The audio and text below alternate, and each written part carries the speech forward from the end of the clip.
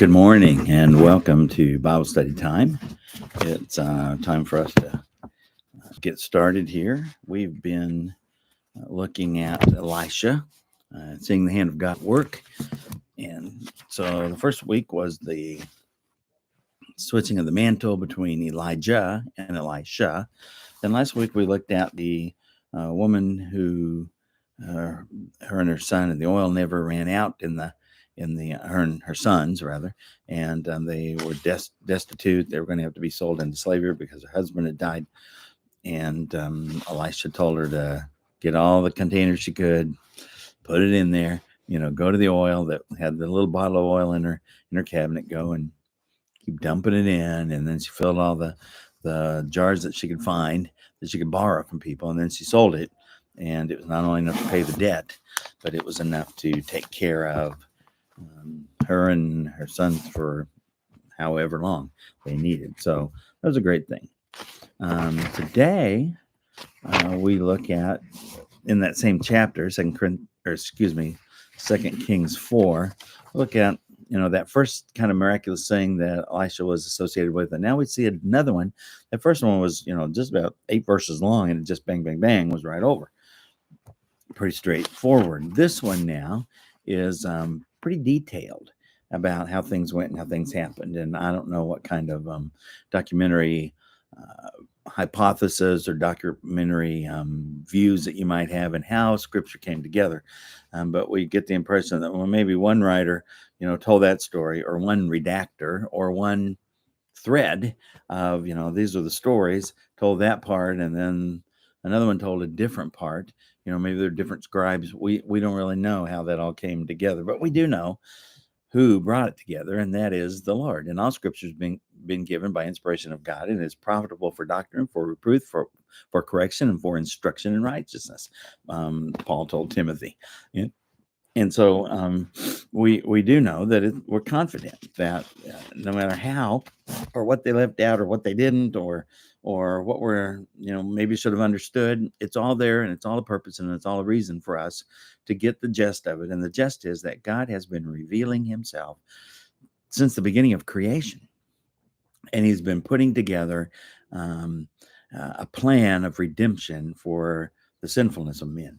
So we go to then this part of Second Kings chapter 4, and let me get to the right pages here, and we move from that, maybe 7 verses, what it was, and then we go to this next story, and the next story also has to do with a woman, has to do with and her husband. They live in Shunem. Shunem was a city that was kind of almost straight south of Nazareth. It would have been at the bottom of the Sea of Galilee. It would have been southwest of there, mostly west, but just a little bit south. So Yardenit, which is now a city that's at the southern tip of the Sea of Galilee, it's about due west of there. The prophet Elisha would have been at Mount Carmel, which is kind of north and west of there.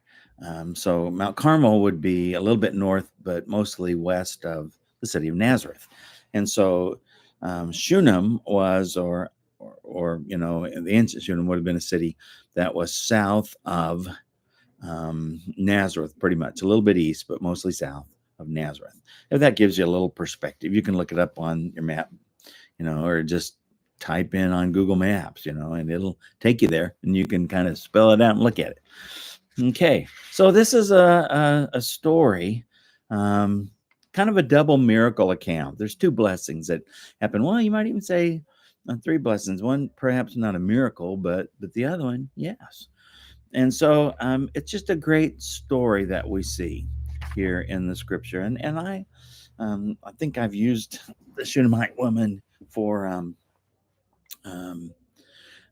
Mother's Day. And so maybe this is a great story for us to talk about, because it is Mother's Day, and I'll say Happy Mother's Day to you before we go on. Well, Let's read. 2 Kings 4, verses 8 through 10 says, One day Elisha went to Shunem. A prominent woman who lived there persuaded him to eat some food. So whenever he passed by, he stopped there to eat. And then she said to her husband, I know that the one who often passes by here is a holy man of God. So let's make a small walled in upper room and put a bed, a table, a chair, and a lamp there for him. Whenever he comes, he can stay there. The caption out of this would be, or the main thought would be, look for opportunities to be a blessing. So here's this woman. We get the impression she was probably younger than her husband, but they were prominent people, which means they were probably well to do. The fact that we're going to hear in the story that the husband was out working in the field, and the son, that's another miracle, was there working with them. They were probably well-to-do people. They probably had